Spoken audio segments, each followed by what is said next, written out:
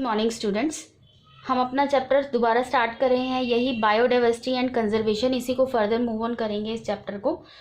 Magnitude of biodiversity, बेटा जो magnitude है बायोडाइवर्सिटी का वो कभी भी सेम नहीं रहता थ्रू आउट द अर्थ। इस कहीं ज़्यादा बायोडाइवर्सिटी देखने को मिलती है और कहीं कम देखने को मिलती है। कई वैरायटीज़ ज़्यादा होती हैं, फ्लोरा एंड फोना, प्लांट्स और एनिमल्स की दोनों की ही वैरायटी कहीं कहीं पे बहुत ज़्यादा होती है और कहीं पे कम होती है। So we can say that the magnitude of biodiversity is not same throughout the earth. Throughout the earth it is not same.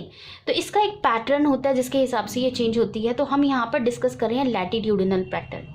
एक देखने वाली बात ये है कि जहाँ पे इक्वेटर, जितना हम इक्वेटर के नज़दीक जाते हैं ये बायोडाइवर्सिटी जो है हमारी वो इंक्रीज होती जाती है, बढ़ती जाती है।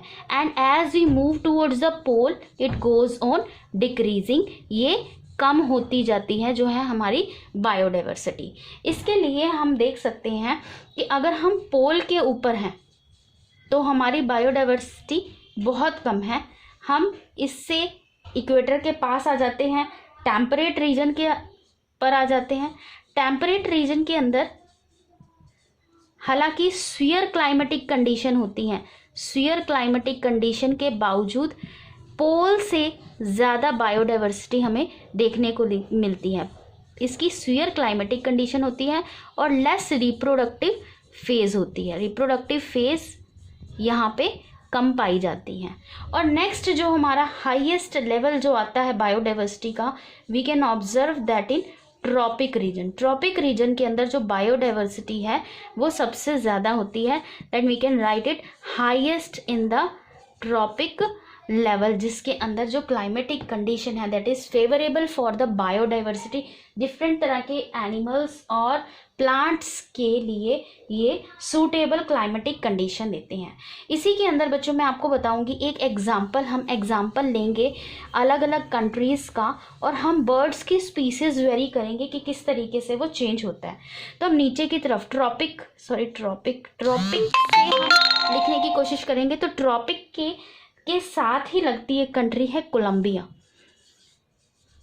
कोलंबिया के अंदर जो बायोडाइवर्सिटी है, कोलंबिया के अंदर बायोडाइवर्सिटी अगर हम स्पीसीज हम काउंट करने पे आते हैं बर्ड्स की, तो बर्ड्स की स्पीसीज बेटे इसके अंदर हैं 1400 से ज़्यादा बर्ड्स की स्पीसीज हमें देखने को मिलती हैं। किसकी हैं ये? बर्ड्स की species. Board is not visible, so हम यहाँ पे लिख देते हैं बर्ड्स की स्पीसीज 1400 से ज़्यादा है। As we move towards the pole, यहाँ पे अब हमें एक सडन डिक्रीज मिलेगा जब हम न्यूयॉर्क की साइड जाते हैं। अब न्यूयॉर्क के अंदर as we are moving towards the pole, तो यही स्पीसीज जो है हमारी बर्ड्स की स्पीसीज हमें कितनी देखने को मिलती हैं? ये सिर्फ 105 रह जाती हैं। It is visible? Yes it is visible. So 105 जो है हमारी स्पीसीज रह जाती हैं।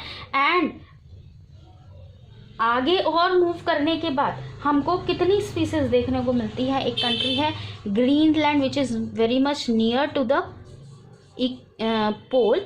सो ये ग्रीनलैंड के अंदर हमें कितनी स्पीसीज को देखने को मिलती हैं बर्ड्स की? सिर्फ 56 species are available of birds. तो आप देख सकते हैं sudden decrease according to the latitudinal pattern, किस तरह से डिक्रीज हो रहा है हमारा बर्ड्स का रेशो। अगर हम अपनी कंट्री की बात करें, क्योंकि most of our area comes under the tropic region, tropic region के अंदर हमारा लैंड एरिया आता है, तो हमारी कंट्री के अंदर 1200 से ज़्यादा बर्ड्स की स्पीसीज देखने को मिलती हैं। Birds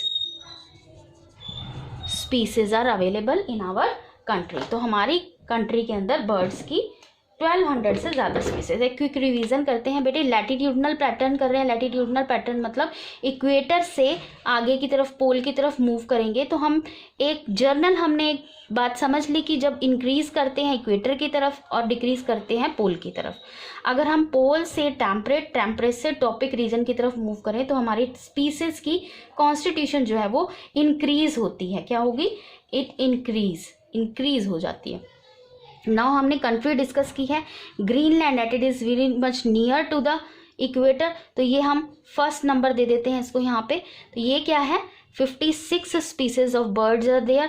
In second, New York, it is carrying 105 species, and in Colombia, as it is very much near to the equator, it is having 1400 species of birds. अब हम करते हैं रीज़न क्या है ट्रॉपिक लेवल के अंदर, क्या रीज़न है कि इतनी ज़्यादा बायोडाइवर्सिटी हमें देखने को मिलती है। तो फर्स्ट रीज़न क्या है कि यहाँ जो ट्रॉपिक लेवल का एनवायरनमेंट है बेटा, that allows more time for the evolution of much larger number of flora and fauna, क्योंकि एनवायरनमेंट जो है ओल्डर है। एनवायरनमेंट क्या है यहाँ का, ओल्डर है, ओल्ड एनवायरनमेंट इज देयर, तो ये फेवरेबल है for the species to grow, different species to grow, therefore it is having much more larger number of species.